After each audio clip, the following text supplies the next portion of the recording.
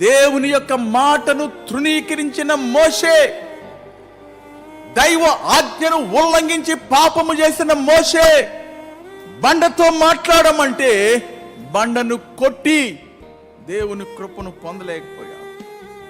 రెండవదిగా తన నోటితో పలకగూడని మాటలు.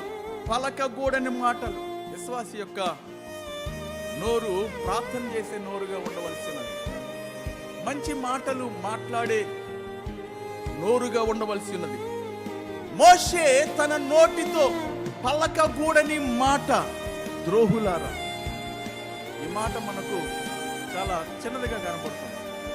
ఏమండి, ఈ మాట మనకు ద్రోహులారా అన్న మాట ఈ ప్రస్తుత తరంలో చిన్నదిగా కనబడుతుంది.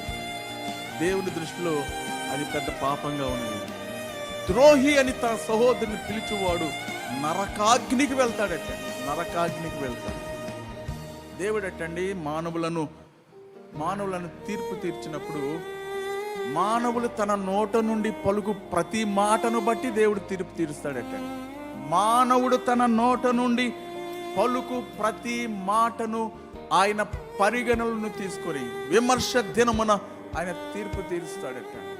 కాబట్టి దేవుని యొక్క బిడ్డలు ఏ విధంగా వారి యొక్క నోరు ఆశీర్వచనం మాత్రమే పలకవలసిన నోరు, ప్రార్థన చేయవలసిన నోరు, ప్రభువును గురించి ప్రకటించవలసిన నోరు, ప్రభువుకు సాక్షిగా ఉండవలసిన నోరు పలకగూడని మాటలు పలికినట్లయితే దేవుని కృపను ఎంత మాత్రం కూడా పొందుకోలేదు.